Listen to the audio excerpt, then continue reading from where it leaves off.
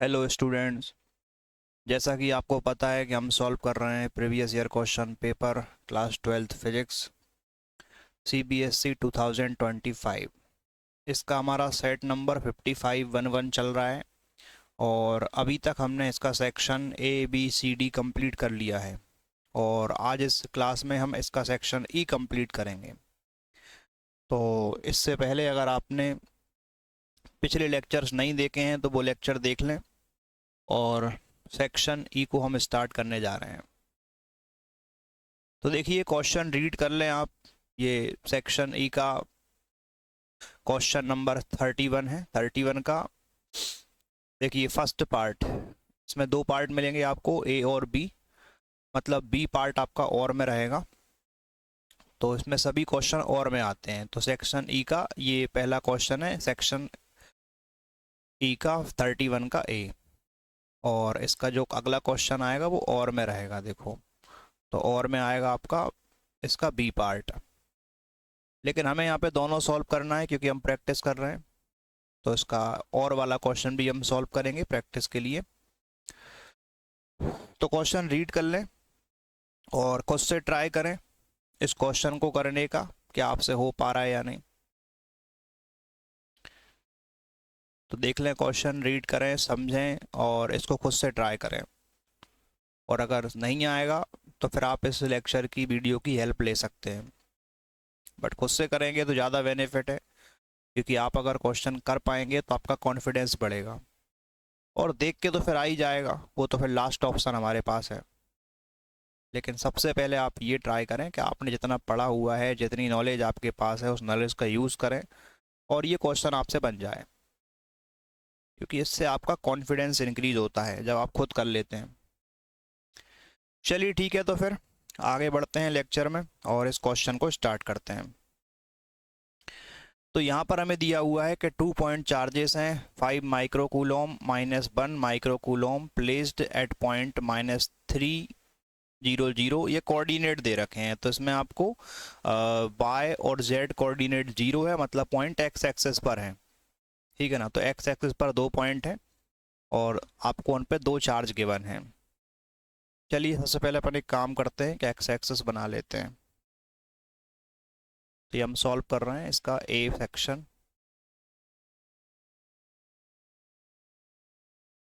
Section A का first part. तो इसमें हम बनाएंगे एक x एक्सेस मान लेते हैं ये, और ये उसका ओरिजिन हो गया। ओरिजिन के इस तरफ जो पॉइंट है उसके कोऑर्डिनेट आपको दिया है -3,0,0,0। और इस तरफ का पॉइंट हमारे पास है 3,0,0,0। बस याद रखना ये आपका सेंटीमीटर में है। -3 वाले पर चार्ज है 5 माइक्रोकूलोम। 5 माइक्रोकूलोम का चार्ज है और दूसरे वाले पे है माइनस का 1 माइक्रोकूलोम का चार्ज है। ठीक है, दो चार्ज दे रखे हैं। कहानी ये है कि यहाँ पर एक एक्सटर्नल इलेक्ट्रिक फील्ड भी है जो आपको इसमें दिया हुआ है। चलो इलेक्ट्रिक फील्ड के बारे में बात कर लेते हैं। तो एक्सटर्नल इलेक्ट्रिक फील्ड है A/r²। तो एक काम करो, एक ही वैल्यू आपको दे रखी है तो एक ही जगह मैं लिख देता हूँ इसमें 3 × 10⁵। क्वेश्चन तो रीड आपने कर लिया होगा तो वो आप रीड कर लें, मैं डायरेक्ट आपको सॉल्व करके दिखा रहा हूँ। 3 × 10⁵ ये इलेक्ट्रिक फील्ड और अपॉन में क्या है r²। और इलेक्ट्रिक फील्ड की यूनिट क्या होती है, या तो न्यूटन पर कूलोम, ठीक है, उसमें बता सकते हैं, वोल्ट पर मीटर भी लिख सकते हैं। तो न्यूटन पर कूलोम भी लिख सकते हैं या फिर इसमें वोल्ट पर मीटर भी लिखा जा सकता है। ये इलेक्ट्रिक फील्ड कांस्टेंट नहीं है, मतलब ये डिपेंड कर रहा है किस पर, आर पे। तो जैसे आप आर की वैल्यू चेंज करेंगे तो आपको इलेक्ट्रिक फील्ड जो है वो चेंज हो जाएगी। कोई बात नहीं, देख लेंगे। अब कहानी ये है कि जैसे आपने इलेक्ट्रिक फील्ड जो है यहाँ पर स्विच ऑन कर दिया, इस रीजन में इलेक्ट्रिक फील्ड अप्लाई किया, तो आपको बताना है कि change in electrostatic energy of the system due to electric field. मतलब जब यहाँ पर इलेक्ट्रिक फील्ड नहीं थी तो उस टाइम पर कितनी इलेक्ट्रोस्टैटिक एनर्जी थी इन दो चार्जेस की वजह से। मतलब विदाउट एक्सटर्नल इलेक्ट्रिक फील्ड कितना इसके पास एनर्जी था, और इलेक्ट्रिक फील्ड अप्लाई करने के बाद कितना एनर्जी है, उनका भी डिफरेंस निकालना है। ये चेंज का मतलब क्या है, डिफरेंस। तो इलेक्ट्रिक फील्ड अप्लाई करने से पहले कितनी एनर्जी थी और अप्लाई करने के बाद कितनी एनर्जी है, दोनों का हमें क्या निकालना है, डिफरेंस निकालना है। चलिए डिफरेंस कैसे निकालते हैं, फाइनल माइनस इनिशियल। तो मैं डायरेक्ट कर देता हूँ, तो डायरेक्ट हम इसको सॉल्व कर देते हैं, क्योंकि हमें निकालना है चेंज इन एनर्जी, एनर्जी में कितना चेंज हुआ। इलेक्ट्रिक फील्ड अप्लाई करने के बाद एनर्जी को मैं क्या मान रहा हूँ, फाइनल, ठीक है। और इलेक्ट्रिक फील्ड अप्लाई करने से पहले जो एनर्जी थी उसको हम क्या मानेंगे, इनिशियल। तो final energy minus initial energy करने से आपको मिल जाएगा चेंज इन एनर्जी, यही आपको फाइंड करनी है। चलो ठीक है, तो इलेक्ट्रिक फील्ड अप्लाई करने के बाद कितनी एनर्जी है, कैसे निकालें। देखो बहुत सिंपल तरीका है। तो एनर्जी आती किसकी वजह से, वर्क की वजह से, क्योंकि ये जो चार्ज है, इस चार्ज को, इस कॉन्फ़िगरेशन को बनाने में आपने कितना वर्क किया, वो वर्क किसके इक्वल होता है, एनर्जी के इक्वल होता है। तो इलेक्ट्रिक फील्ड की प्रेजेंस में हम इस चार्ज को जब लेकर आते हैं तो कितना वर्क होगा, ये टॉपिक आपने पढ़ रखा होगा, फिर भी आपको समझा देता हूँ मैं। ये पोटेंशियल डिफरेंस का फॉर्मूला सबने पढ़ा होगा। तो पोटेंशियल डिफरेंस क्या होता है बताइए, वर्क डन अपॉन चार्ज। तो यहाँ से अगर आप कभी वर्क निकालना चाहें तो वर्क का फॉर्मूला क्या होता है, Q इंटू वी। ये फॉर्मूला यूज़ करने वाला हूँ मैं इस क्वेश्चन में, कि वर्क डन मुझे कैलकुलेट करना है कि फर्स्ट चार्ज लाने में कितना वर्क किया, सेकंड चार्ज को लाने में कितना वर्क किया। तो जैसे मान लीजिए ये चार्ज है अपना Q1 और यहाँ पे चार्ज है Q2, और दोनों के बीच का डिस्टेंस है R12, जो भी डिस्टेंस है वो। तो Q1 और Q2 चार्ज को लाने में कितना वर्क होगा। अब देखो इस पॉइंट का कुछ पोटेंशियल होगा, किसकी वजह से, इलेक्ट्रिक फील्ड की वजह से। उस पोटेंशियल को मैं मान लेता हूँ V1। अच्छा ये मैं फॉर्मूला में रेड कलर से लिख देता हूँ ताकि कोई कंफ्यूजन ना हो।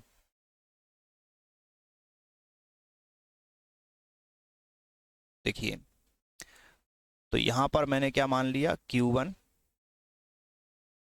और यहाँ पर मैंने मान लिया Q2, और बीच का डिस्टेंस में क्या मान लेता हूँ, R12, R12। यहाँ का पोटेंशियल V1, ये पोटेंशियल किसकी वजह से माना है मैंने, एक्सटर्नल इलेक्ट्रिक फील्ड की वजह से माना है। और यहाँ का पोटेंशियल मैं मान लेता हूँ V2 due to external electric field. तो जब Q1 चार्ज को लेकर आएंगे V1 पोटेंशियल वाली जगह पर, तो वर्क कितना करना पड़ेगा, चार्ज इनटू पोटेंशियल। यानी चार्ज कितना लेकर आए अपन, Q1, और पोटेंशियल कितना था, V1। ये V1 किसकी वजह से है, इलेक्ट्रिक फील्ड की वजह से, ठीक है, ओके।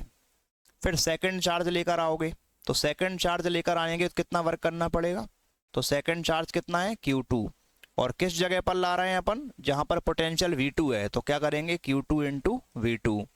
चलो दोनों चार्ज को लाने का वर्क आ गया।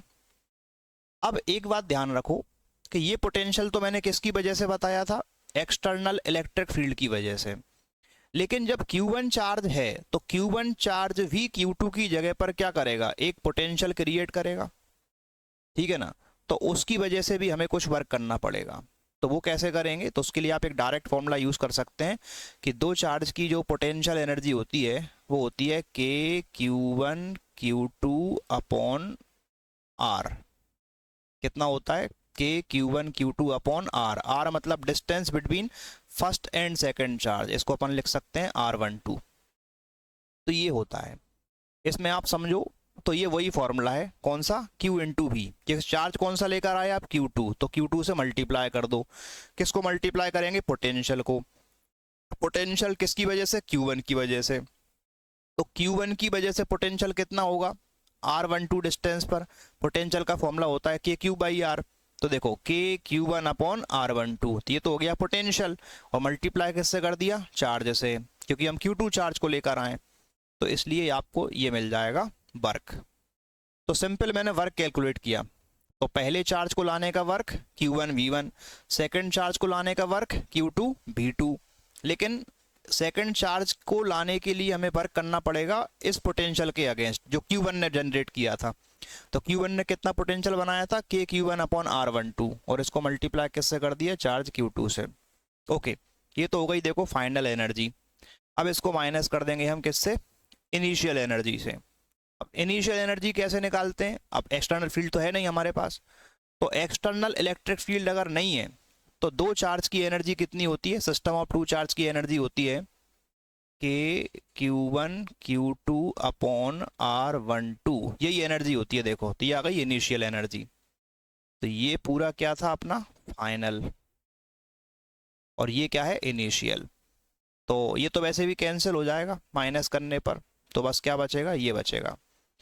तो सिंपल हमारे पास ये फॉर्मूला आ गया है चेंज इन एनर्जी फाइंड करने के लिए। तो क्या आ गया देखो, Q1 V1 plus Q2 V2। बस इसको सॉल्व कर लेंगे तो आपको मिल जाएगा। तो ये मैंने आपको फॉर्मूला सॉल्व करवा दिया। वैसे अलग अलग सॉल्व करेंगे तो काफ़ी टाइम लग जाएगा, कैलकुलेशन डिफ़िकल्ट होगा, तो हमने फॉर्मूला सॉल्व कर लिया। अब बस वैल्यू रख दो, आंसर आ जाएगा। चलो बढ़ते हैं आगे।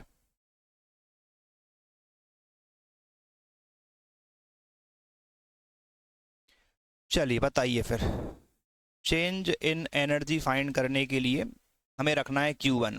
तो बताओ Q1 चार्ज कितना है हमारे पास, 5 माइक्रो कूलम।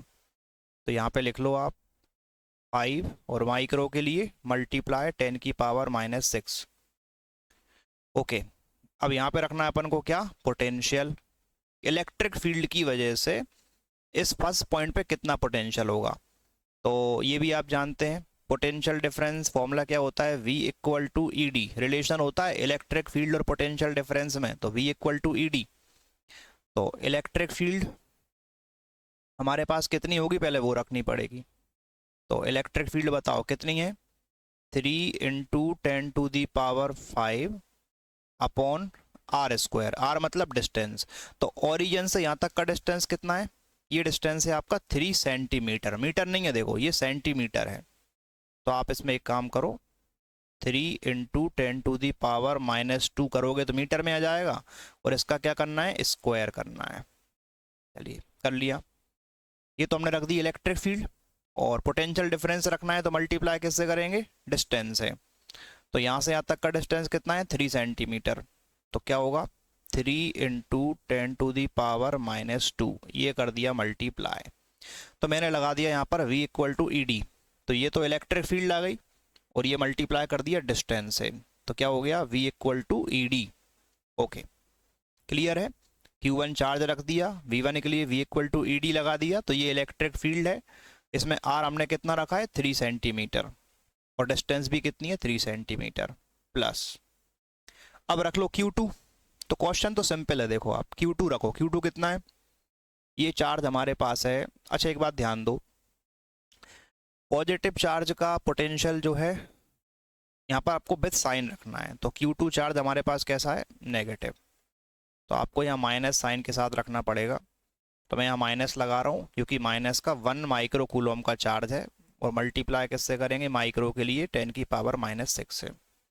इसके बाद की कहानी सेम है। अब यहाँ का हमें क्या रखना है, पोटेंशियल डिफरेंस। तो यहाँ का पोटेंशियल डिफरेंस किसकी वजह से, इलेक्ट्रिक फील्ड की वजह से, तो वो तो हम इलेक्ट्रिक फील्ड से ही निकालेंगे। तो यहाँ पर इलेक्ट्रिक फील्ड कितनी है वो रखो। तो यहाँ पर इलेक्ट्रिक फील्ड आपको मिलेगी 3 इंटू 10⁵ डिवाइडेड बाय R²। तो यहाँ से यहाँ तक का डिस्टेंस भी कितना है, 3 सेंटीमीटर। तो वही करेंगे जो अभी किया था, 3 इंटू 10⁻², और इसका हम क्या कर देंगे, स्क्वायर। ये तो इलेक्ट्रिक फील्ड आ गई, और V इक्वल टू ED लगा रहे हैं, तो डिस्टेंस कितना रखोगे, 3 इंटू 10⁻², वही रख दिया। ठीक है, इसको भी ब्रैकेट में रख लेते हैं। ठीक है, इसको सॉल्व करने से आंसर आ जाएगा। तो सबसे पहले देखो ये तो सेम है, 3 इंटू 10⁻², इससे अपन इसका स्क्वायर हटा लेते हैं। यहाँ भी इसको काट दो, इसका स्क्वायर हट जाएगा। चलो अब ये बचेगा, इसे हम कर लेते हैं solve.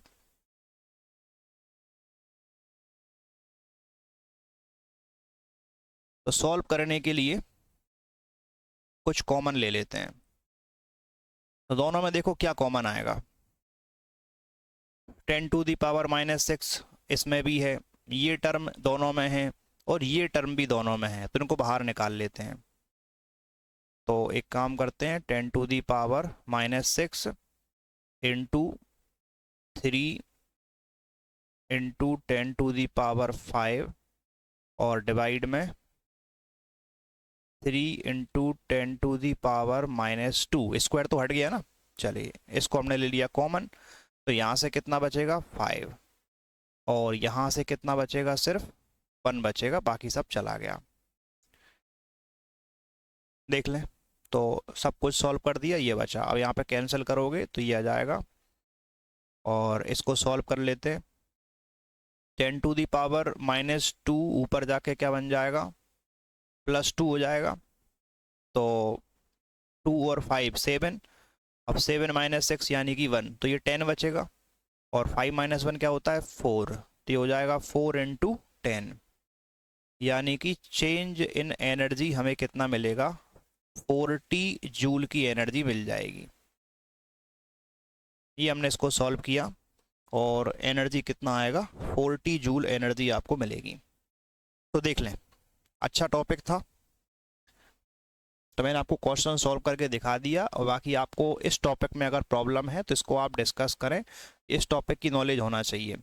System of to charge की कितनी पोटेंशियल एनर्जी होती है, तो फॉर्मूला होता है K(Q1Q2/R). ये फॉर्मूला आपको आना चाहिए। ये होता है विदाउट एक्सटर्नल इलेक्ट्रिक फील्ड। लेकिन अगर इलेक्ट्रिक फील्ड प्रेजेंट है तो फिर कितनी एनर्जी होगी, तो फिर ये एनर्जी होती है Q1V1 + Q2V2 + K(Q1Q2/R). तो ये फॉर्मूला आपको आना चाहिए, नहीं आता है तो आपको इस टॉपिक की स्टडी करनी चाहिए। ठीक है, तो क्वेश्चन कंप्लीट हुआ, इसमें एनर्जी फाइंड कर ली हमने। अब इसका सेकंड पार्ट देखो। तो ए पार्ट के अंदर भी 2 पार्ट हैं, फर्स्ट और सेकंड। अब सेकंड पार्ट देखो हमसे क्या बोल रहा है, system of two conductor is placed in air और they have net charge 80 microcoulomb -80 microcoulomb or which causes a potential difference of 16 volt between them। तो सिस्टम ऑफ टू कंडक्टर है, मतलब एक तरीके से कैपेसिटर की बात कर रहे हैं। तो कैपेसिटर की अपन 2 प्लेट मान लेते हैं, एक प्लेट पर चार्ज हो जाएगा +80 माइक्रोकूलम, दूसरे पर हो जाएगा -80 माइक्रोकूलम, और दोनों के बीच का पोटेंशियल डिफरेंस आपको दिया हुआ है इसमें 16 वोल्ट। तो सबसे पहले तो हम ये बना लेते हैं, फिर बात करते हैं इसमें। देखिए, तो ये इसी ए पार्ट के अंदर भी क्या चल रहा है, इसका सेकंड पार्ट सॉल्व कर रहे हैं हम। तो इसमें हमें 2 कंडक्टर लेना है, तो ये मान लो 2 कंडक्टर। एक के ऊपर जो चार्ज है वो है +80 माइक्रोकूलम और दूसरे पर है -80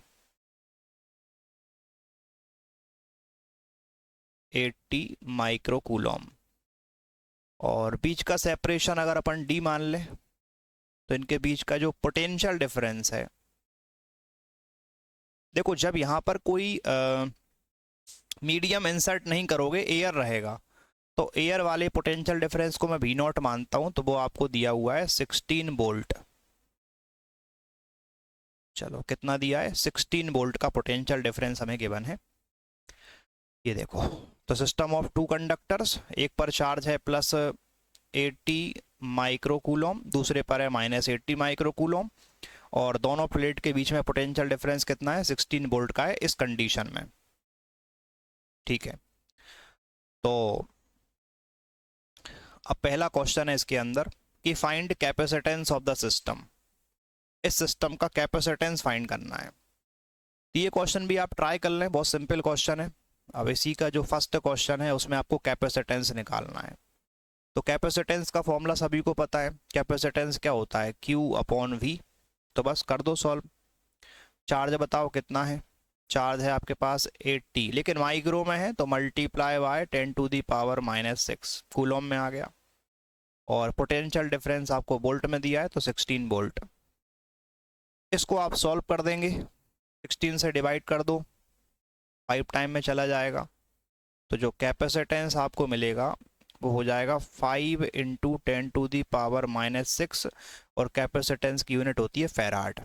या तो ऐसा ही छोड़ दो, या 10⁻⁻⁶ को अपन माइक्रो लिख सकते हैं, तो इसको ऐसा भी लिख सकते हैं अपन कि 5 माइक्रो फैराड। तो ये आपको आंसर मिल जाएगा।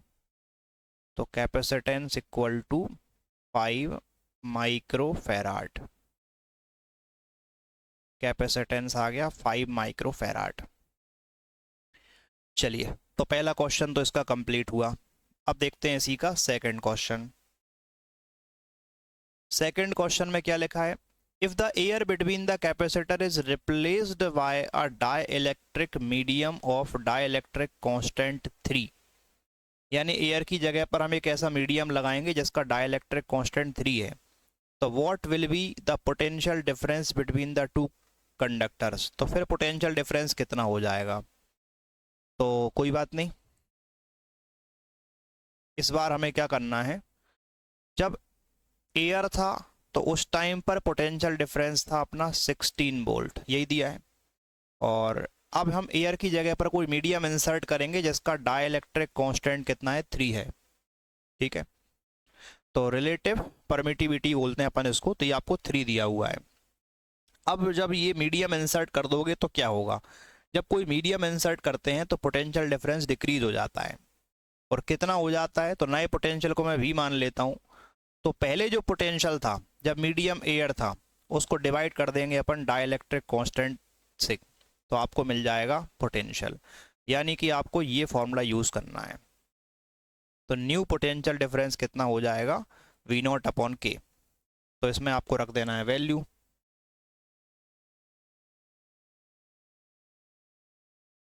यहाँ पे वैल्यू रख देते हैं तो आंसर आ जाएगा।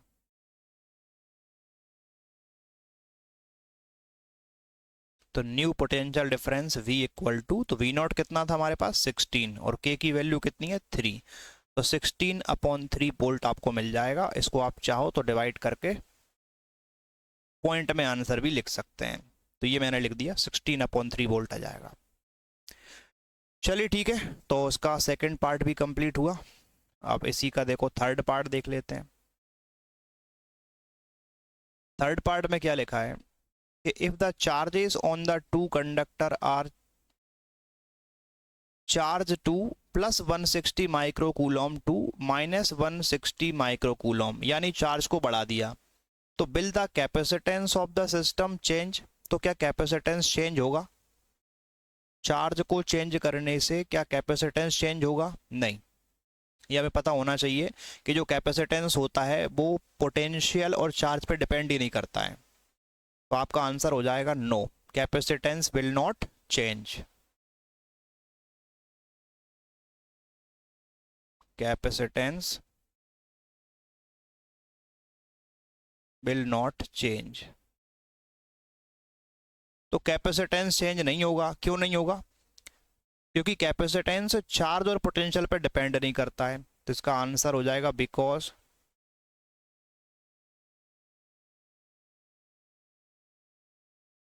Capacitance does not depend on charge and potential। तो किस पे डिपेंड करता है, इट डिपेंड्स ऑन, ये डिपेंड करता है shape and size of the capacitor, shape and size of capacitor and medium. तो कैपेसिटर का शेप एंड साइज क्या है उस पर डिपेंड करेगा, और मीडियम क्या है उस पर डिपेंड करेगा कि आपका कैपेसिटर कैसा है, पैरेलल प्लेट कैपेसिटर है, स्फेरिकल है, सिलिंड्रिकल है, उस शेप पर डिपेंड करेगा, और किस साइज का है, छोटा है बड़ा है, उस पर डिपेंड करेगा।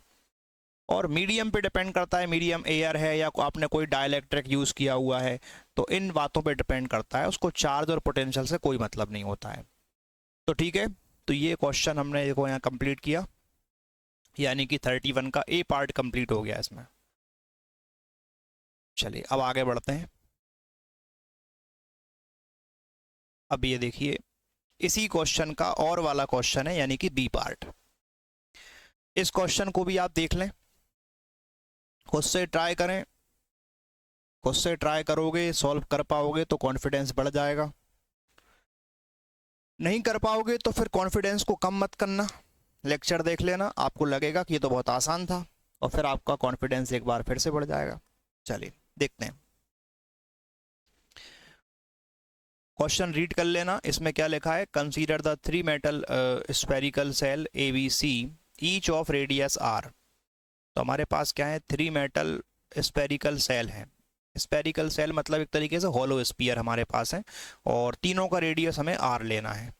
तो एक काम करते हैं, यहाँ पर बना लेता हूँ मैं, ये B का फर्स्ट पार्ट हम सॉल्व कर रहे हैं। इसमें मैंने बना लिया एक sphere, shell A, shell B और ये सेल C। मान लो कि ये A है, ये B है और ये C है, ठीक है ना। तीनों का रेडियस जो है वो सेम है, तो तीनों का रेडियस हमें सेम रखना है। इसका भी R रेडियस है, इसका भी R है और इसका भी R है, तीनों का रेडियस यहाँ पर सेम है, ABC। लेकिन जो चार्ज है वो आपको दिया हुआ है, देखो इसमें, अच्छा आगे और भी लिखा है, ईच रेडियस R और each shell is having concentric metal ball of radius R/10। मतलब तीनों के देखो एक कॉन्सेंट्रिक मेटल बॉल भी हैं, मतलब इसके सेंटर पर एक और स्फीयर मानना है अपन को। ये जो इसका सेंटर है वही सेंटर इस बॉल का होगा, तो यहाँ पर तीनों पर आपको मिलेंगे एक एक बॉल, जो कि कौन से हैं, कॉन्सेंट्रिक स्फेरिकल बॉल। और इनका रेडियस कितना है, R/10 है, ठीक है ना। इसका बाहर वाले का रेडियस R है, चलो यहाँ लिख देते हैं अपन अंदर। तो बाहर वाले का जो रेडियस है वो है R तीनों का, और अंदर वाले का रेडियस आपको दिया है R/10, R/10, R/10। और यहाँ भी रेडियस कितना है, R/10। ये कॉन्सेंट्रिक बॉल्स हैं, सेंटर सेम है और ये इस तरीके से रखे हुए हैं। अब इन पे कुछ चार्ज दिया हुआ है, तो देखो बाहर वाले जो ABC सेल्स हैं उन पे चार्ज है +6, तो यहाँ पे चार्ज कितना दिया है, देखो +6Q।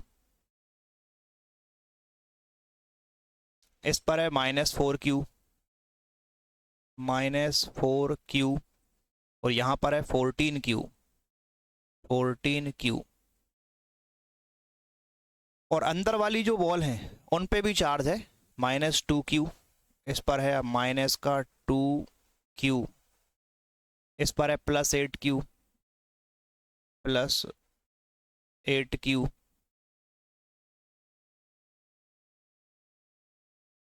और इस पर है -10Q, -10Q। ये आपको चार्ज दिया हुआ है, ठीक है ना। तो बाहर वालों पे चार्ज है +6, अंदर वाले पर -2।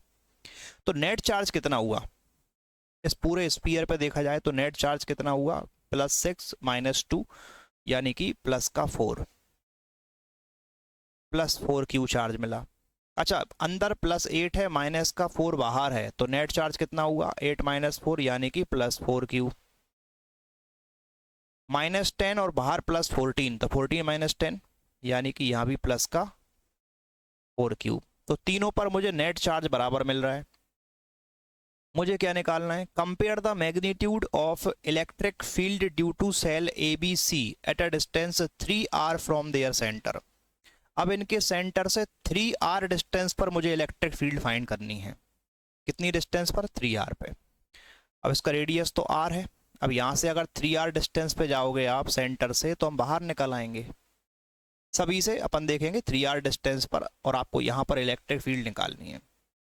तो हम बाहर आ गए, और आपको ये पता होना चाहिए कि जब बाहर आ जाते हैं किसी स्फेरिकल सेल के, तो हमें ऐसा लगता है कि ये पूरा का पूरा चार्ज कहाँ रखा हुआ है, इसके सेंटर पे रखा हुआ है। ठीक है ना, ये हमने एक डेरिवेशन भी किया था कि बाहर जाने पर ऐसा लगता है कि पूरा चार्ज कहाँ रखा है, सेंटर पे रखा है। तो इलेक्ट्रिक फील्ड हम निकाल सकते हैं जब एक पॉइंट चार्ज की तरह बिहेव करेगा ये पूरा चार्ज, ये whole charge assume to be at the centre. और पॉइंट चार्ज के लिए इलेक्ट्रिक फील्ड का फॉर्मूला क्या होता है? पॉइंट चार्ज के लिए इलेक्ट्रिक फील्ड का फॉर्मूला होता है के क्यू बाई आर स्क्वायर। तो बस यही लगा देना है, के क्यू बाई आर स्क्वायर, रख दो वैल्यू। चलो चार्ज कितना है बताइए। चार्ज हमारे पास है 4q, और डिस्टेंस कितना है, ये डिस्टेंस आपको दिया हुआ है 3r। यहाँ पे रखेंगे आप 3r का स्क्वायर। अब सभी में देखो सेम है, इसमें भी चार्ज सेम है, इसमें भी चार्ज सेम है, सभी का सेम इलेक्ट्रिक फील्ड मिलने वाला है क्योंकि डिस्टेंस भी सेम है और चार्ज भी सेम है, तो तीनों का सेम आएगा। मैं एक बार निकाल रहा हूँ बस। तो इसको एक काम करते हैं, 3 का स्क्वायर कितना हो जाएगा 9, तो इसको लिख देंगे अपन 4/9 के क्यू अपॉन आर स्क्वायर। तीनों पर इलेक्ट्रिक फील्ड हमें मिलने वाला है सेम। ये आंसर आ गया। बाकी आप चाहो तो इसमें के की वैल्यू रख सकते हो, आप चाहें तो के की वैल्यू रख दें इसमें।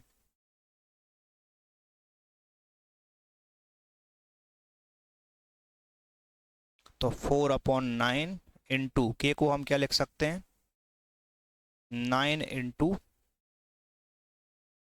10 की पावर 9, और ये आपको दिया हुआ है Q अपॉन आर स्क्वायर। तो 9 से 9 कैंसिल हो जाएगा, तो ये आ जाएगा आपके पास 4 cube upon R square into 10 की पावर 9। जैसे भी लिखना हो लिख लेना, मैंने के की वैल्यू रख दी। बाकी ये आंसर अपना ये आ चुका है 4/9 के क्यू बाई आर स्क्वायर, 4/9 के क्यूब बाई आर स्क्वायर। तो देख लें, तो इस तरीके से ये क्वेश्चन हमने कंप्लीट किया। सिंपल क्वेश्चन था, बस आपको ये 3 स्फेरिकल सेल्स गिवन थी, अंदर इनके सेंटर पर आपको दे रखी है स्फेरिकल वॉल, कॉन्सेंट्रिक हैं, दोनों पर चार्ज दिया हुआ था, मैंने नेट चार्ज कैलकुलेट किया। और बाहर देखना है तो ये पूरा चार्ज सेंटर पर एज्यूम कर सकते हैं, पॉइंट चार्ज की तरह लगेगा। और इलेक्ट्रिक फील्ड का फॉर्मूला होता है के क्यू बाई आर स्क्वायर। तो बस हमने ये फॉर्मूला लगा दिया और आपको इलेक्ट्रिक फील्ड मिल जाएगी। अब इसी का देखो सेकंड पार्ट। ये जो सेकंड पार्ट है इसको समझते हैं। इसमें आपसे बोला जा रहा है कि चार्ज ऑफ -6 माइक्रो कूलम। अब यहाँ पर -6 माइक्रो कूलम की जगह दिया है -6 क्यू, तो क्यू नहीं है ये, यहाँ पे हमें क्या करना है, माइक्रो कूलम करना है। तो यहाँ पे आ जाएगा माइक्रो कूलम, तो लिख देता हूँ मैं यहाँ पर, ये आपको चार्ज मिलेगा -6 माइक्रो कूलम।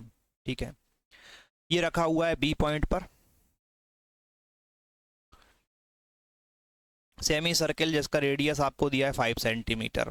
तो रेडियस अगर 5 सेंटीमीटर है तो फिर ये यहाँ से यहाँ तक का डिस्टेंस होगा 5 सेंटीमीटर, और ये डिस्टेंस भी 5 सेंटीमीटर होगा।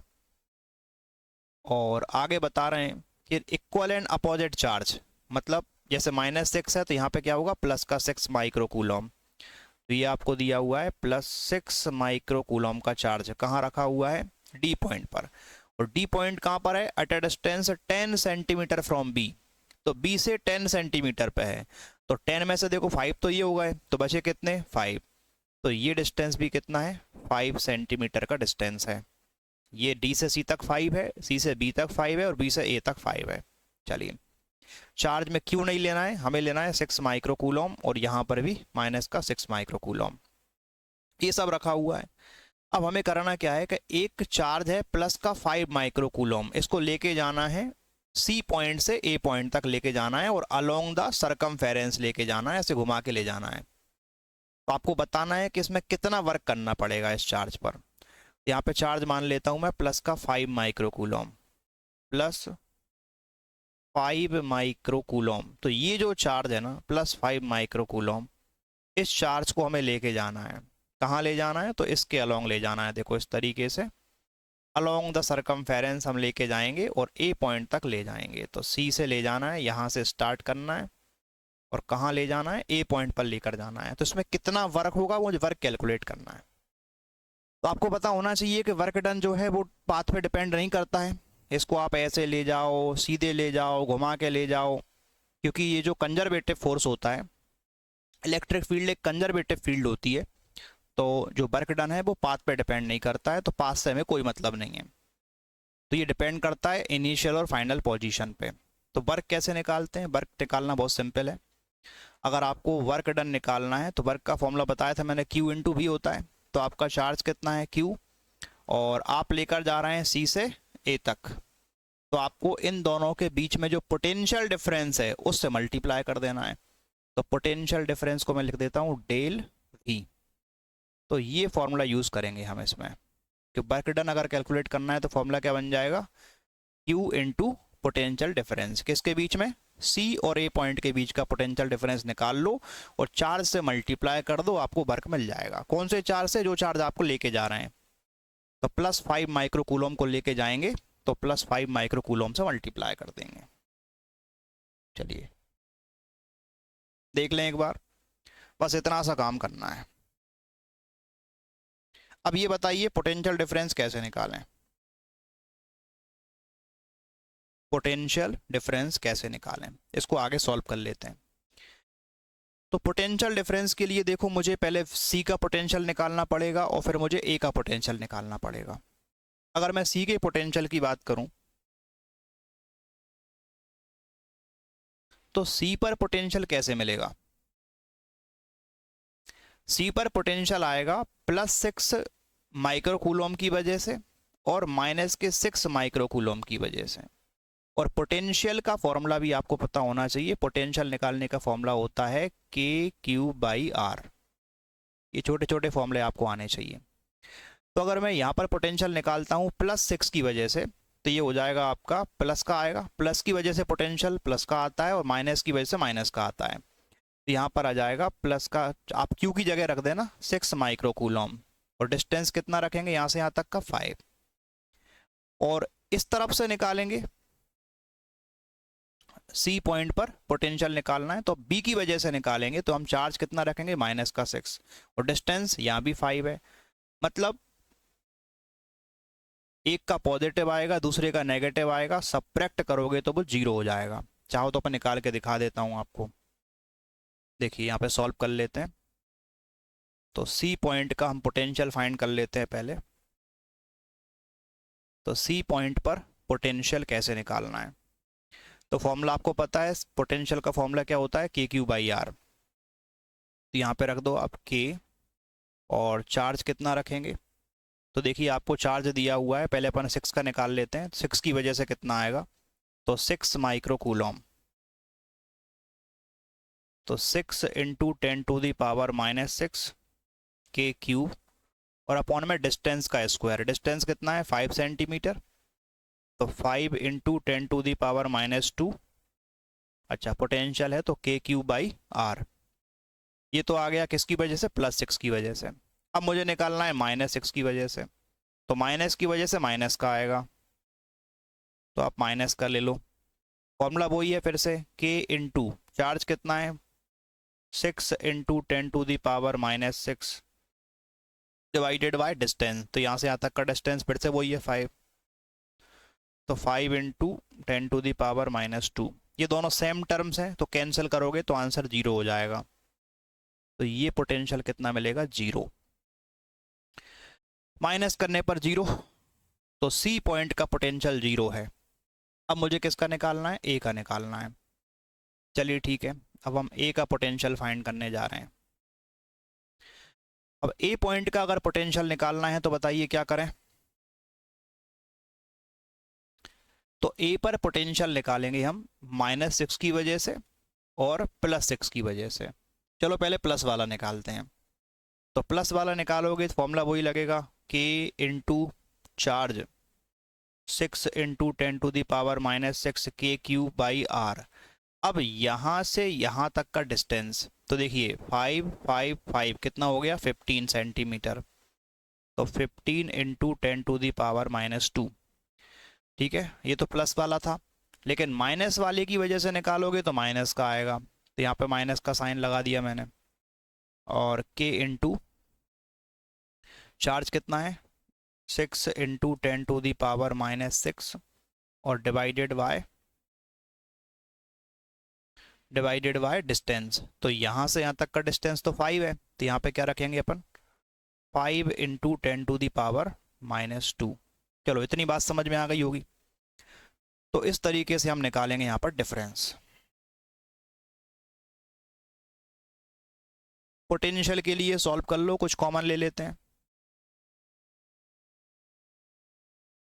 तो के की वैल्यू आपको पता है, तो के को कॉमन निकाल रहा हूँ, डायरेक्ट वैल्यू रख देता हूँ। के की वैल्यू 9 इंटू 10⁻9 और दोनों में सेम क्या दिख रहा है 6 इंटू 10⁻⁻6 कॉमन में चला गया। ठीक है, और अपॉन में देखिए क्या है 10⁻⁻2 कॉमन में चला जाएगा और 5 भी कॉमन ले सकते हैं। तो मैंने ले लिया 5 इंटू 10⁻⁻2 कॉमन। तो यहाँ से ऊपर वाला सब चला गया, नीचे से देखो जब 5 कॉमन लिया था तो अपॉन में क्या बचेगा 1/3 और ये तो पूरा चला जाएगा, तो यहाँ बचेगा 1/1। 1 है नीचे 1 मैंने लिख दिया ऐसे ही। इन्हें हम एक काम करेंगे सिंप्लीफाई कर लेंगे, अभी तो इनको लिखा रहने दो, ऐसे ही देख लेते हैं क्या होगा। तो 9 इंटू 6 एक साथ लिख लेते हैं और 10 टू दी पावर, तो देखिए 10 की पावर सॉल्व कर लो, ये ऊपर जाके क्या बन जाएगा प्लस का बन जाएगा। ये ऊपर देख लो, ये हो गया 9 माइनस 6, तो ये कितना हो गया 3 और ये ऊपर जाके हो गया 5, तो ये हो गया आपके पास 5 और अपॉन में क्या चल रहा है 5। इसको सॉल्व करो एलसीएम लेकर, तो एलसीएम 3 आ जाएगा और ये हो जाएगा 1 माइनस 3। अगली स्टेप में एक साथ कैंसिल कर लेंगे इसको अपन, तो ये हो जाएगा आपका 9 इंटू 6 इंटू 10⁻5 इंटू ये कितना बचेगा माइनस का 2 और अपॉन में 5 इंटू 3 से सिंप्लीफाई कर दो इसको, 3 2 जा 6। चलिए अब क्या बचा मेरे पास, इन्हें मल्टीप्लाई कर लेते हैं। ये हो गया आपका 4 और ये हो गया आपका 9 इंटू 4 36, तो आएगा माइनस का 36 इंटू 10⁻5 और अपॉन में 5। पूरा सॉल्व मत करो क्योंकि भी और भी आगे बाकी है क्वेश्चन। ये तो हमने ए का पोटेंशियल निकाल लिया, कितना आया -36/5 इंटू 10⁻5। चलो ए और सी का पोटेंशियल आ गया, बस ठीक है, अब हो जाएगा क्वेश्चन। अब मुझे निकालना था कि कितना वर्क करना पड़ेगा। तो वर्क निकालने के लिए हमें क्या करना होता है, चार्ज को मल्टीप्लाई करना होता है पोटेंशियल डिफरेंस से। चार्ज हम कहाँ से कहाँ लेकर जा रहे थे, तो हम लेकर जा रहे थे सी से ए तक। तो सी स्टार्टिंग पॉइंट है, ए फाइनल पॉइंट है, तो डिफरेंस कैसे निकालेंगे फाइनल माइनस इनिशियल। तो potential at A minus potential at C. ठीक है, इस फॉर्मूले से आपको वर्क मिल जाएगा। रख दो वैल्यू, कितना चार्ज लेकर जा रहे हैं हम बताइए, तो हम लेकर जा रहे हैं +5 माइक्रोकूलम। तो +5 माइक्रोकूलम रखो यहाँ पर। तो 5 इंटू 10⁻⁻6 चार्ज को लेकर जाना है।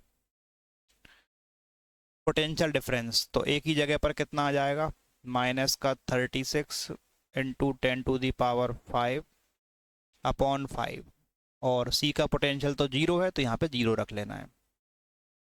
आ गया आंसर।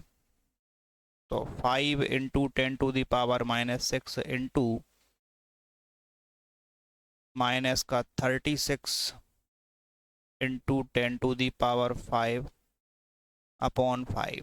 तो 5 से ये 5 कैंसिल करो, 10⁻⁻6 और 10⁵ तो -6 + 5 यानी -1। तो ये हो गया आपका -36 अपॉन, नीचे ले जाओ 10 पॉजिटिव हो जाएगा और डिवाइड करने पर आ जाएगा माइनस का 3.6 जूल। ये वर्क करना पड़ेगा, माइनस का 3.6 जूल का वर्क आएगा। तो क्वेश्चन में ज़्यादा कुछ नहीं था, सिंपल फॉर्मूला लगाया था अपन ने, KQ/R से पोटेंशियल निकाला और वर्क का फॉर्मूला लगा दिया। तो कुछ नया तो नहीं मिलेगा आपको जो आपने ना पढ़ा हो, बस फॉर्मूले आपने पढ़े हैं, उनको यूज़ कैसे करना है वो आपको आना चाहिए। तो देखो ये क्वेश्चन भी कंप्लीट होता है, हमने वर्क डन कैलकुलेट किया। तो कंसेप्ट क्लियर रखें बस, आपके चार्ज C से लेके ये तक ले जाओगे, कहीं से भी लेके जाओ, पाथ पे डिपेंड नहीं करता है। और पोटेंशियल डिफरेंस निकालना है तो फाइनल माइनस इनिशियल, तो C इनिशियल था, A फाइनल था, तो A के पोटेंशियल में से हमने C का माइनस किया, ठीक है, तो इसलिए वो माइनस का आ रहा है। चलिए आगे बढ़ते हैं। अब ये देखिए क्वेश्चन नंबर 32, क्वेश्चन नंबर 32, इसका A पार्ट समझते हैं। इसमें आपको बताना है कि a proton moving with velocity v in a non uniform magnetic field और trace a path shown in the figure. तो कोई प्रोटॉन जो है एक मूव कर रहा है नॉन यूनिफॉर्म मैग्नेटिक फील्ड के अंदर और उसका पाथ कुछ इस तरीके से है। तो पहले देखो ऐसे जा रहा था स्ट्रेट, और स्ट्रेट जाने के बाद ये इसमें कर्व आया, मतलब इसकी डायरेक्शन चेंज हो रही है, मतलब फोर्स लग रहा है, फोर्स लग रहा है क्योंकि ये एक मैग्नेटिक फील्ड के अंदर एंटर हुआ है, ठीक है ना। और फोर्स लगने की वजह से ये ऊपर की तरफ जा रहा है, यानी इस पर फोर्स ऊपर की तरफ लग रहा है, ठीक है। अब ये बात ध्यान देना, फोर्स कहाँ लग रहा है, तो इस पर फोर्स लग रहा है ऊपर की तरफ। अभी भी देखो ऊपर जा रहा है तो यहाँ भी फोर्स ऊपर लग रहा है, फोर्स लगते जा रहा है ऊपर की तरफ, लेकिन यहाँ के बाद ये नीचे आना स्टार्ट कर दिया इसने, क्योंकि अब इस पर फोर्स नीचे लग रहा है। तो यहाँ देखो फोर्स ऊपर लग रहा था और यहाँ पर फोर्स नीचे लग रहा है। चलो क्लियर, फोर्स नीचे लग रहा है। The path followed by the proton is always in the plane of the paper, यानी जो पाथ है उसका एक पेपर पे आप ड्रॉ कर पा रहे हैं, एक प्लेन ऑफ पेपर पे। तो what is the direction of magnetic field in the region near the point PQR। तो आपको PQR पर आपको डायरेक्शन ऑफ मैग्नेटिक फील्ड बताना है। तो कोई दिक्कत नहीं, डायरेक्शन आप बता सकते हैं। कैसे, देखो आपके पास दो चीज़ें हैं, आपको P पर फोर्स की डायरेक्शन पता है और P पर आपको प्रोटॉन की वेलोसिटी की डायरेक्शन पता है। वेलोसिटी तो इसी तरफ है, ठीक है ना, तो वेलोसिटी इस तरफ है और फोर्स ऊपर लग रहा है। Q पर भी आप देखिए तो वेलोसिटी इसी तरफ है, और R पे भी हम देखेंगे तो वेलोसिटी इस तरफ है।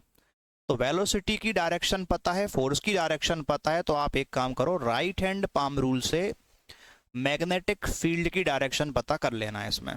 तो राइट हैंड पाम रूल से हमें क्या करना है कि जो थंब होता है इसे रखना है इन दी डायरेक्शन ऑफ वेलोसिटी। तो आपका जो थंब है उसे आप अरेंज कर लो, राइट हैंड वाले थंब को वेलोसिटी की डायरेक्शन में, और जो फिंगर है, जो आपका पाम है, वो फोर्स की डायरेक्शन में अरेंज कर लो। अब फोर्स कहाँ लग रहा है, ऊपर, तो आपका जो पाम है राइट हैंड का वो ऊपर की तरफ होना चाहिए। तो आप देखो कि आपकी फिंगर कहाँ जा रही हैं, तो आपकी फिंगर मोबाइल के अंदर की तरफ जा रही होंगी। अगर आप मोबाइल में वीडियो देख रहे हैं तो आपकी फिंगर कहाँ जानी चाहिए, मोबाइल के अंदर, और फिंगर आपको बताती हैं डायरेक्शन ऑफ मैग्नेटिक फील्ड। तो P पॉइंट पर अगर आप देखोगे तो आपका thumb in the direction of velocity, और जो पाम है, जैसे किसी को चांटा मारते हैं ना, तो जो वाइट वाला पार्ट होता है वो पाम, वो कहाँ है, ऊपर की तरफ है। तो इस केस में आपकी फिंगर कहाँ होंगी, मोबाइल में देखोगे तो मोबाइल के अंदर की तरफ होंगी, और अगर कंप्यूटर में देख रहे हैं तो उसमें अंदर की तरफ होंगी, यानी कि इनवर्ड, अंदर की तरफ मैग्नेटिक फील्ड देखने को मिलेगी P पॉइंट पर।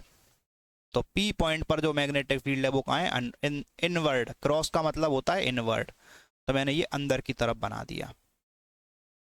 Q पर भी सेम है, क्योंकि सेम डायरेक्शन वेलोसिटी की, सेम डायरेक्शन फोर्स की, तो यहाँ भी Q पर भी कैसा मिलेगा आपको, इनवर्ड मिलेगा, अंदर की तरफ मिलेगा।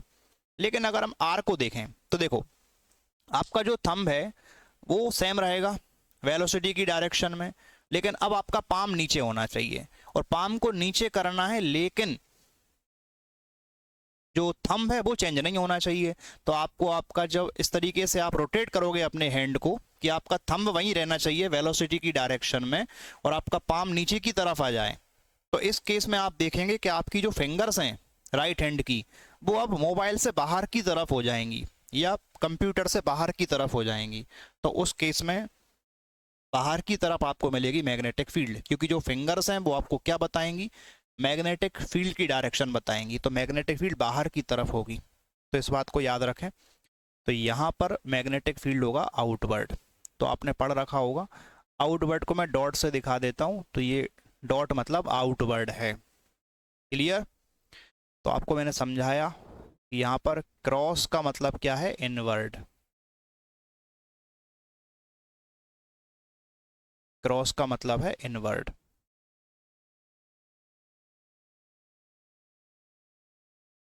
और ये डॉट का मतलब होता है आउटवर्ड। आउटवर्ड। तो अगर हम समझें तो पॉइंट हमारे पास कौन सा है, पॉइंट P, Q और R। तो P पर मैग्नेटिक फील्ड क्रॉस यानी कि इनवर्ड, P पर इनवर्ड, Q पर भी कैसा था, इनवर्ड, मतलब इनटू दी प्लेन, प्लेन के अंदर की तरफ है। और R पे देखिए तो आउटवर्ड हो रहा है, ये बाहर की तरफ हो रहा है, out of the plane, outward. चलो ये तो मैंने समझा दिया आपको। अब आगे क्वेश्चन है कि what can you say about relative magnitude of magnetic field at this point.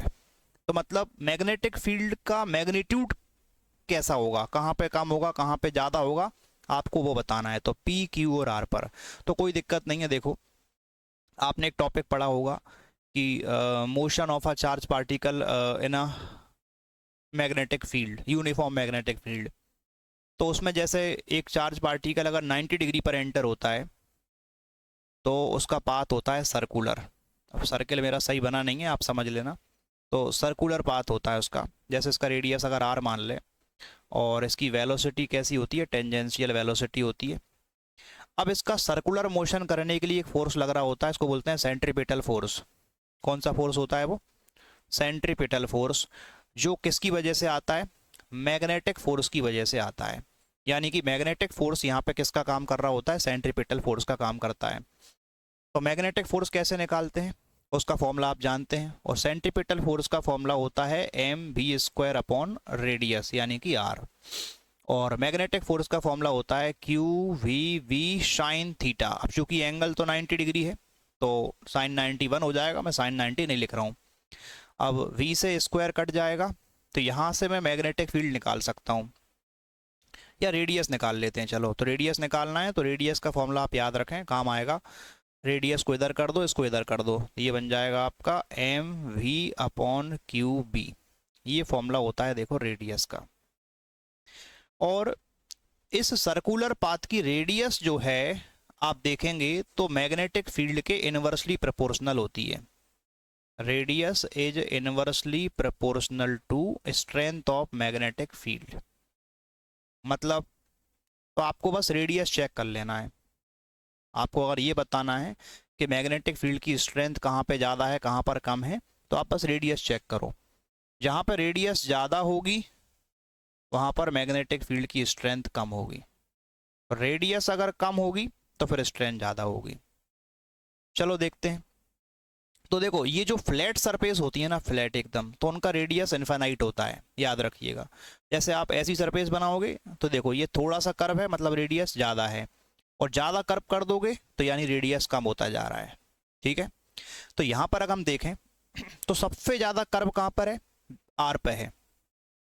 तो सबसे ज़्यादा जो कर्व है वो कहाँ पर है, R पर है। तो हम बात कर लेते हैं।